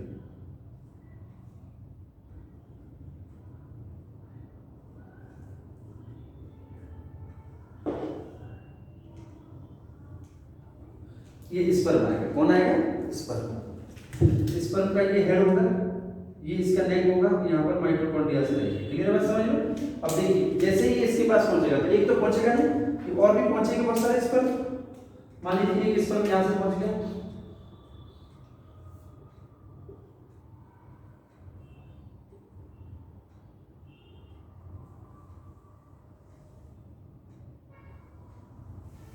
ऐसे करके। तो इस तरीके से अब इसके पास स्पर्म पहुंचेगा, तो स्पर्म जैसे इसके पास पहुंचेगा तो यहाँ पर क्या होगा, इसकी स्पर्म के रिसेप्टर्स होते हैं, भाई इसको ये स्पर्म यहाँ क्यों पहुंचता है, ठीक है, तो इसका मतलब इसके पास रिसेप्टर्स होते हैं, उन रिसेप्टर्स को बोलते हैं हम ZP3 रिसेप्टर्स। क्या बोलते हैं? ZP3 receptors. यानी कि ये किस पर होंगे? जोना पेलुसिडा पर होंगे। ये रिसेप्टर्स यहां पर प्रेजेंट होंगे ऐसे, इनको अपन बोलेंगे ZP3 रिसेप्टर्स। अब देखिए जैसे ये ZP रिसेप्टर्स क्या होते हैं, ये स्पर्म को आइडेंटिफाई करते हैं, मेल स्पर्म को। अब ऐसा तो नहीं है कि यहाँ पे कोई भी स्पर्म हो जाएगा इसको फर्टिलाइज कर देगा। मान लीजिए डॉगी का स्पर्म होगा तो क्या फर्टिलाइज हो जाएगा? ये नहीं होगा। मंकी का होगा तो क्या फर्टिलाइज हो जाएगा? नहीं हो जाएगा। इसका मतलब ये रिसेप्टर्स आइडेंटिफाई करते हैं। ये रिसेप्टर्स क्या करते हैं? आइडेंटिफाई करते हैं। आइडेंटिफाई करते हैं कि ये क्या है, किसी मेल का स्पर्म है, और इसकी वजह से क्या होता है फिर यहाँ पर इसको अपने अंदर बाइंड करने की कोशिश करते हैं। तो देखिएगा ये कोरोना रेडिएटा का मेम्ब्रेन था, ये क्या हो गया? ब्रेक हो गया। ब्रेक क्यों हो गया? मैंने आपको बताया था, यहाँ पर क्या होते हैं? एक्रोसोम्स होते हैं, हाइड्रोलाइटिक एंजाइम्स होते हैं। हाइड्रोलाइटिक एंजाइम्स यहाँ पर क्या कर देते हैं? छिड़काव कर देते हैं। छिड़काव करने की वजह से क्या होता है? डेज, हाइड्रोलाइटिक एंजाइम होगा, इसको ब्रेक कर देता है, कोरोना रेडिएटा को ब्लॉक कर देगा। जब कोरोना रेडिएटा ब्रेक हो जाएगा तो फिर ये कहां की तरफ जाएगा? अंदर की तरफ जाएगा। अंदर पहुंचेगा तो एक और बैठा हुआ है, कौन? जोना पेलुसिडा बैठा हुआ है। कौन बैठा हुआ है? Zona pellucida. जोना पेलुसिडा के पास में रिसेप्टर होंगे, ये रिसेप्टर इसको आइडेंटिफाई कर देंगे तो इसको अंदर आने देंगे।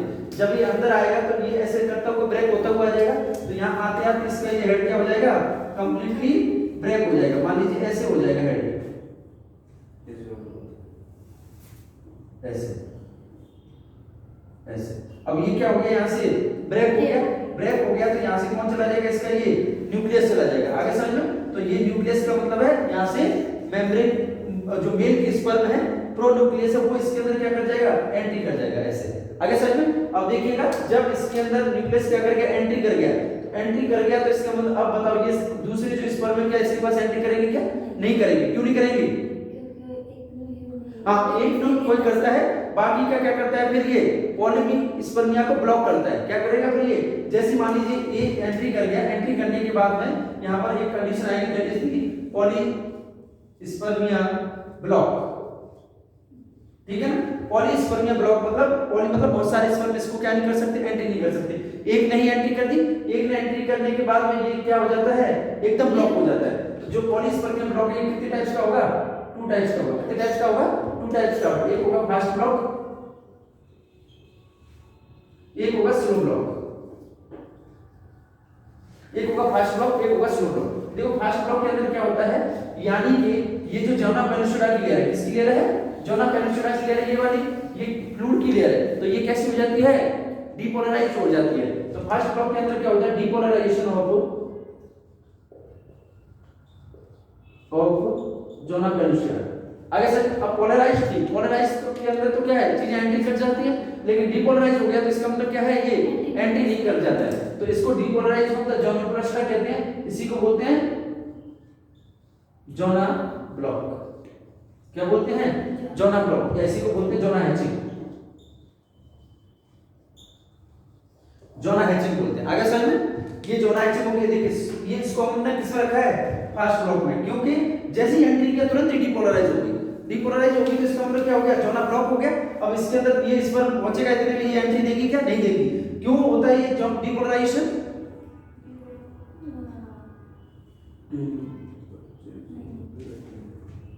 डीपोलराइजेशन इसलिए होता है क्योंकि देखिएगा ये जो प्रोन्यूक्लियस गया है तो यहाँ से कुछ वेसाइकल्स हैं, तो ये केमिकल रिलीज करते हैं। क्या करते हैं? कुछ केमिकल रिलीज करते हैं।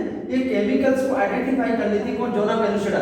आइडेंटिफाई करके ये पहचान जाती है कि क्या हो चुका है इसके अंदर? स्पर्म की एंट्री हो चुकी है और किसी की एंट्री नहीं है। इस केमिकल की वजह से क्या हो जाती है? डीपोलराइज हो जाती है। आगे समझ में? इसके बाद देखिए नेक्स्ट जब हम बात करेंगे स्लो ब्लॉक की। किसकी बात करेंगे? स्लो ब्लॉक की। तो स्लो ब्लॉक के अंदर क्या होता है? ये जो कोरोना रेडिएटा है, कौन सा है? कोरोना रेडिएटा है। इस कोरोना रेडिएटा के अंदर क्या होते हैं? यहाँ से ये केमिकल्स होते हैं वो इसके अंदर चले जाते हैं। इसके अंदर जब जाएंगे तो यहाँ से क्या होगा? जो ब्रेक हुआ है तो यहाँ पर भी केमिकल रिलीज होंगे। जब केमिकल रिलीज होंगे तो ये जो कौन है? कोरोना रेडिएटा है। कोरोना रेडिएटा ये कैसी हो जाती है? हार्डनिंग हो जाती है। इसकी कैसी हो जाती है? हार्डनिंग। हार्डनिंग की वजह से अभी तो देखिए, यानी कि रिसीव करने के लिए कैसी थी, एकदम सॉफ्ट थी, सॉफ्ट हो गई, ये डिपोलराइज होने का मतलब ये समझ गई, तो कोरोना रेडिएटा क्या हो जाती है, हार्डनिंग हो जाती है। अब तो कोरोना रेडिएटा हार्डनिंग हो जाएगी तो क्या इसके अंदर एंट्री कर पाएगी, नहीं कर पाएगी, तो इसके अंदर क्या होगा, कोरोना रेडिएटा ब्लॉक होगा, यानी कोरोना रेडिएटा क्या हो जाएगी, एकदम टफ हो जाएगी, तो इसकी वजह से क्या होगा, इसके अंदर एंट्री नहीं कर पाएगा। दूसरा देखिए, अब यानी कि ये तो हमने क्या देख दिया, पॉलीस्पर्मिया को ब्लॉक देख लिया। दूसरा देख लीजिए, यहां से कौन चला गया, ये मेल प्रोन्यूक्लियस है, कौन है, मेल प्रोन्यूक्लियस है, और ये क्या है, फीमेल प्रोन्यूक्लियस है, यानी क्या है, ये फीमेल प्रोन्यूक्लियस है। अब देखिए फीमेल और मेल प्रोन्यूक्लियस है, तो फीमेल का अभी तक हमने देखा था यहाँ पर सेमी जो म्योटिक डिवीजन कंप्लीट नहीं हुआ है, अब कंप्लीट होगा।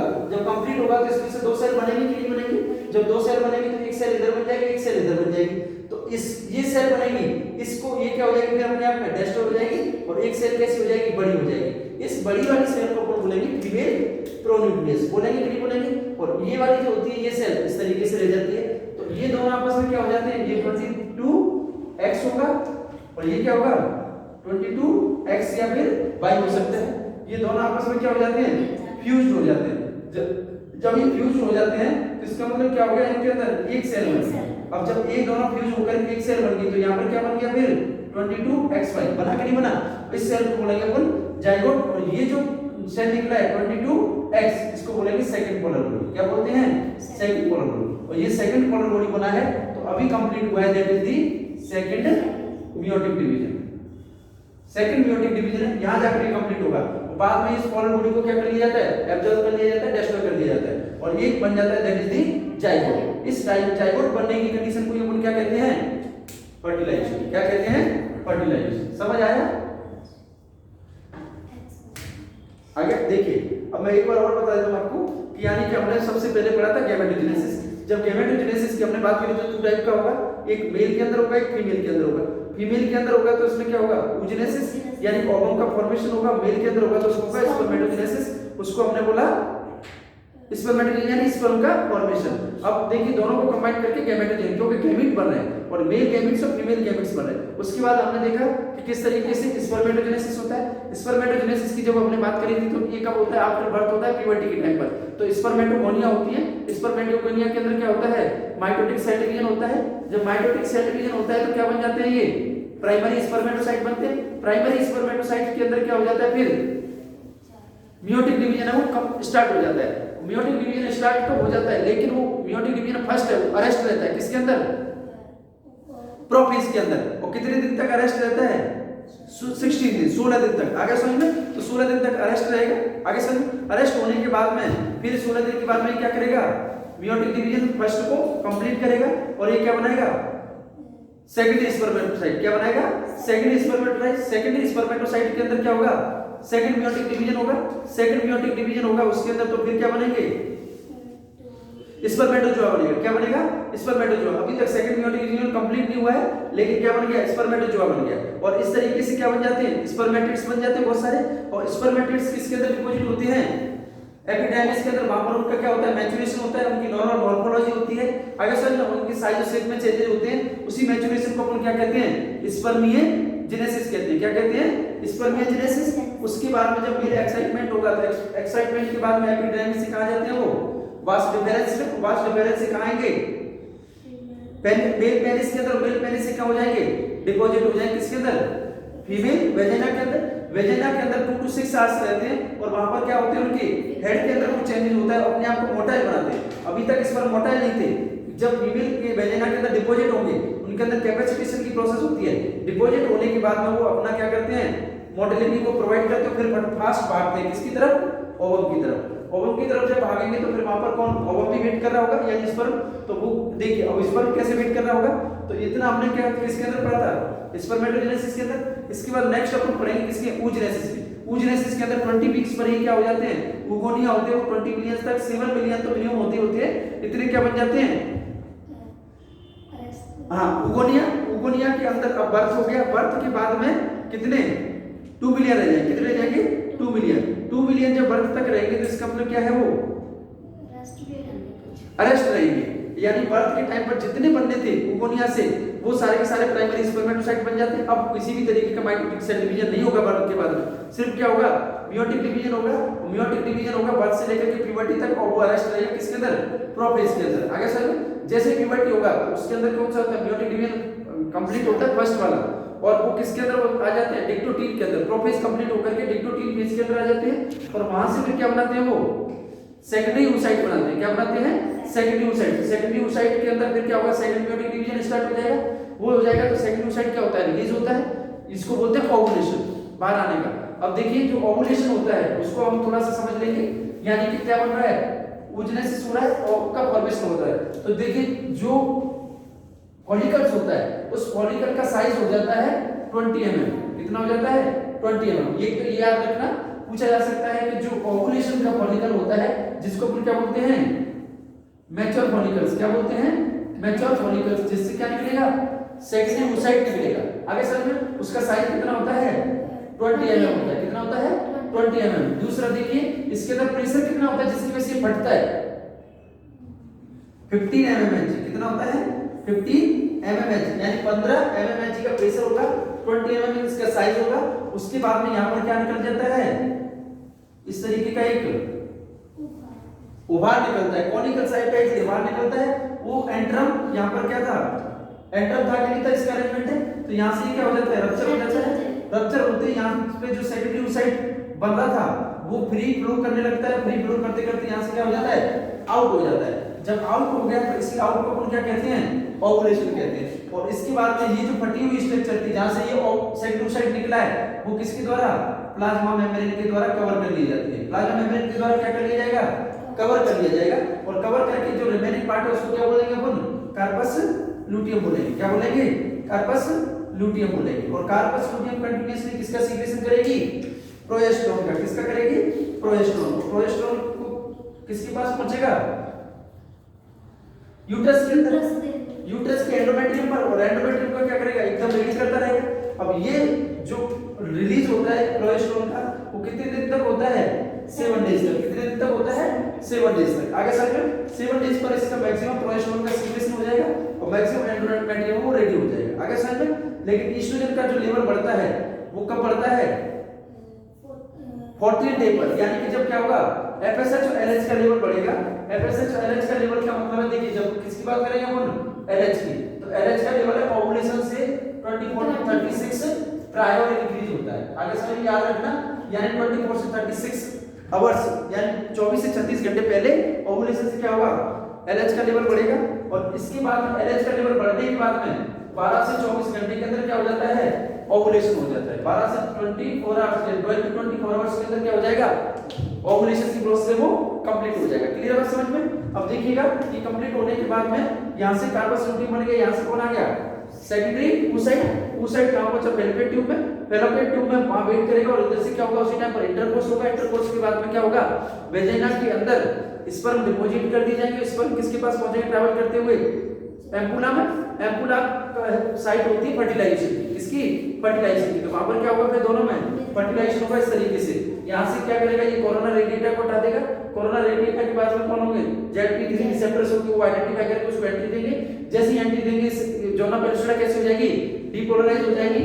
फर्स्ट ब्लॉक करेगी, डीपोलराइज होकर के आप दूसरे स्पर्म को एंट्री नहीं देगी। आगे बात समझ में। और दूसरा क्या होगा, कोरोना रेडिएटा है उसकी हार्डनिंग हो जाती है, जोना पेनिसुला की भी क्या हो जाती है, हार्डनिंग हो जाती है, जिससे सारी स्पर्म क्या कर दी जाती है, वहीं पर मार दी जाती है। आगे समझ में। तो इसी प्रोसेस को फिर क्या बोलते हैं, फर्टिलाइजेशन बोलते हैं। क्या बोलते हैं, फर्टिलाइजेशन। आगे बात समझ में। अब देखिए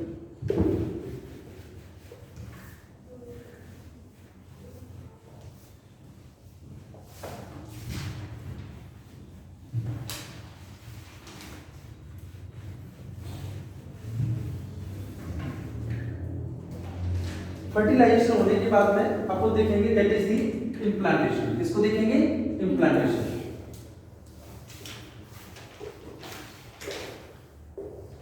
इम्प्लांटेशन से पहले हमें देखना पड़ेगा सेल डिवीजन। किसको देखना पड़ेगा, सेल डिवीजन। यानी जाइगोट का फॉर्मेशन कर लिया था हमने यहाँ पर इस तरीके से। फर्टिलाइजेशन के बाद हमने देखा था, फर्टिलाइजेशन के बाद में यहाँ पर देखिए एक सेल बना था, इस सेल को अभी तक क्या बोला हमने, जाइगोट बोला। क्या बोला, जाइगोट बोला। कितने क्रोमोसोम्स है इसके अंदर, 23 पेयर या फिर 46 ही लिख देते हैं। कितने हैं, 46 क्रोमोसोम्स है। आगे समझ में, मेल और फीमेल दोनों जगह से आए और जैसे 46 हुए secondary division, secondary mutate division sperm का भी और सेकेंडरी म्यूटेट ओवम का भी क्या हुआ है, कंप्लीट हुआ था। आगे बस समझ में। देखिए अब ये क्या बोला, इसको हमने क्या बोला है, जाइगोट बोला है, सिंगल सेल स्ट्रक्चर बोला। अब जाइगोट बन गया तो इसके अंदर क्या होगा, माइटोटिक डिवीजन होगा। कौन सा होगा, माइटोसिस। माइटोसिस होगा तो आपको पता है माइटोसिस किसके द्वारा होगा, ये क्लीवेज के द्वारा। किसके द्वारा होगा, क्लीवेज। यानी एक सेल से, अब देखिए अभी तक ये कौन सी मेम्ब्रेन है, विटेलाइन मेम्ब्रेन। किसकी, जो ओवम की लेयर थी। आगे समझ में। और ये कौन सी है, जोना पेनिसुला की कवरिंग। किसकी कवरिंग है, जोना पेनिसुला की। तो जोना पेनिसुला अभी तक साथ नहीं छोड़ती है। इस तरीके से होगा, इस तरीके से जब होगा इसमें से कितने सेल बन जाएगी, क्लीवेज के द्वारा 2 सेल बन जाएगी। कितनी टोटल सेल बनेगी, 2 टोटल सेल्स बनेगी।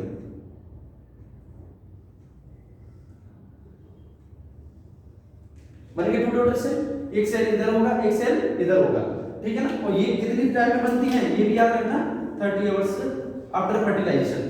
फर्टिलाइजेशन के एक दिन के बाद में, यानी एक दिन मान लीजिए 24 आवर्स, या फिर अगर आपसे क्लियर पूछना है तो कितना टाइम लगता है, एक जाइगोट को 2 सेल बनाने में, एक सिंगल सेल को डबल सेल बनाने में कितना टाइम लगता है, 30 घंटे, 30 आवर्स। कितना लगता है, 30 आवर्स। क्लियर बात। ये कितनी सेल बन गई, 2 सेल स्टेज बन गई। कितनी बन गई, 2 सेल। अब इसके बाद में कौन सा दिन आएगा, दूसरा दिन आएगा। दूसरा दिन आएगा तो अभी तक देखिए ये कौन सी मेम्ब्रेन है, this is the zona pellucida की मेम्ब्रेन। किसकी है, जोना पेनिसुला की। और ये सेल को अपन क्या नाम देंगे, जो सेल बन रही है जाइगोट से, ब्लास्टोमियर। इन सेल को क्या बोलते हैं, ब्लास्टोमियर सेल बोलते हैं। ठीक है, किसके द्वारा बनी है, ये क्लीवेज के द्वारा। अब ये कितना, दूसरे दिन आएगा। दूसरे दिन में कितनी सेल बन जाएंगी इसके अंदर, 4 सेल बन जाएंगी। कितनी बन जाएंगी, 4 सेल। जब 4 सेल बनेंगी तो देखिएगा, यानी एक सेल ये हो गया, एक सेल ये हो गया, एक सेल ये हो गया और एक सेल ये हो गया। आगे चल के इस तरीके से। और ये क्या है, इसकी खुद की सेल मेम्ब्रेन है। और ये कौन सी मेम्ब्रेन है, जोना पेनिसुला। अभी तक जोना पेनिसुला ने इसको छोड़ा नहीं, कवर करके रखा हुआ है। अब ये कौन सा दिन हो गया, ये सेकंड डे आया था, ठीक है। एक फर्स्ट डे माना, इसको क्या माना, फर्स्ट डे फर्टिलाइजेशन के बाद। फर्टिलाइजेशन कब होता है, हाँ, यानी कि ओवुलेशन के बाद में, ओवुलेशन के बाद कितना, 24 to 36 आवर्स। ओवुलेशन होने के बाद में 24 से 36 आवर्स के बीच में क्या हो जाएगा, फर्टिलाइजेशन हो जाएगा। आगे सर, अगर फर्टिलाइजेशन हो गया तो ठीक है, नहीं तो ओवम क्या कर लिया जाएगा, वापस रीअब्जॉर्ब के डेस्ट्रॉय हो जाएगा। इसका मतलब है ओवम का लाइफ स्पान होता है 24 से 36 आवर्स। आगे समझ में। अगर स्पर्म के लाइफ स्पान की बात करेंगे तो स्पर्म का लाइफ स्पान कितना होता है, 72 आवर्स होता है। कितना, 3 दिन होता है। आगे समझ में। स्पर्म के फॉर्मेशन में कितने दिन लगते हैं, 61 डेज लगते हैं। कितने लगते हैं, 61 डेज। अगर पूछा जाए स्पर्म का अरेस्टिंग फेज कितने दिन होता है, तो अरेस्टिंग फेज होता है 60 डेज। कितने होता है, 61 डेज। टोटल टाइम लगता है 61 डेज। और जो देखो 16 एक इधर कर दिया तो 16 दिन तक क्या रहता है, ये अरेस्ट रहता है। आगे समझ में। तो इस कंडीशन में अरेस्ट रहेगा, 72 आवर्स तक इसका लाइफ स्पान रहता है। अब देखिएगा कितनी सेल बन गई, 4 सेल। कितने दिन में, ये 2 डेज में। कितने में, 2 डेज में। अब देखिए कौन सा दिन आएगा, 3rd डे आएगा। कौन सा आएगा, 3rd डे। जब 3rd डे होगा तो देखिएगा इस तरीके से सेल होंगे। सेल के अंदर तो कंटीन्यूअसली क्या हो रहा है, डिवीजन हो रहा है। जब कंटीन्यूअसली डिवीजन हो रहा है तो देखिए अब इसमें कितनी सेल बन जाएंगी,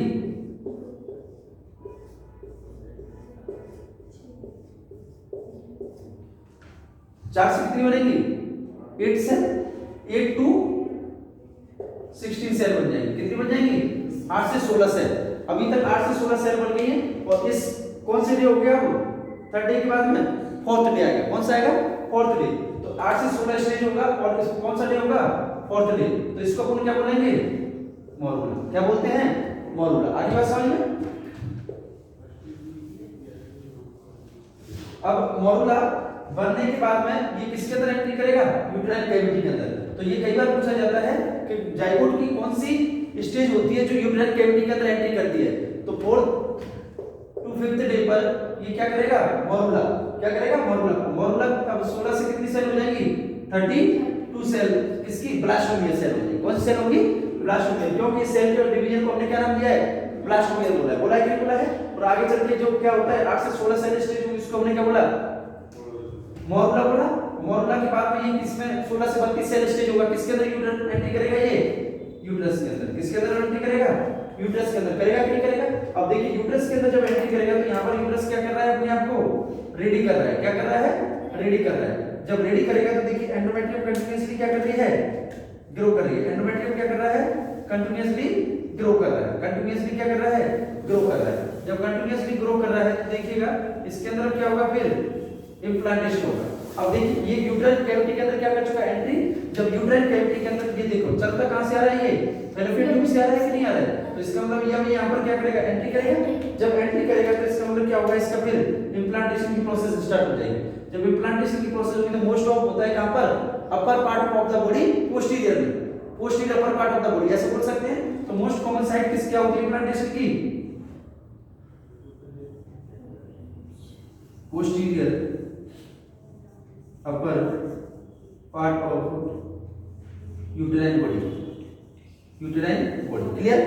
यहां पर क्या हुआ? ये इम्प्लांट। अब देखिए यानी कि क्या बना ये 16 से 32 सेल किसके अंदर एंट्री कर गया? यूट्रस के अंदर। अब देखिए जब यूट्रस के अंदर ये एंट्री करेगा तो यूट्रस के अंदर एंट्री करते करते क्या बनाएगा? ये यहां पर अपना डिवीजन बनाएगा। क्या बनाएगा? डिवीजन। तो मान लीजिए ये डिवीजन हो गया। ध्यान से सुनना, ये डिवीजन हो गया। ये अभी भी क्या है?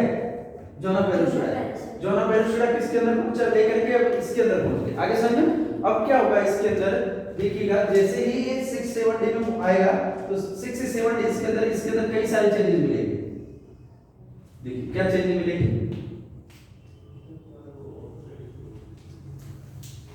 यानी कि इसके अंदर इस तरीके से सेल का क्या हो जाएगा? अरेंजमेंट हो जाएगा।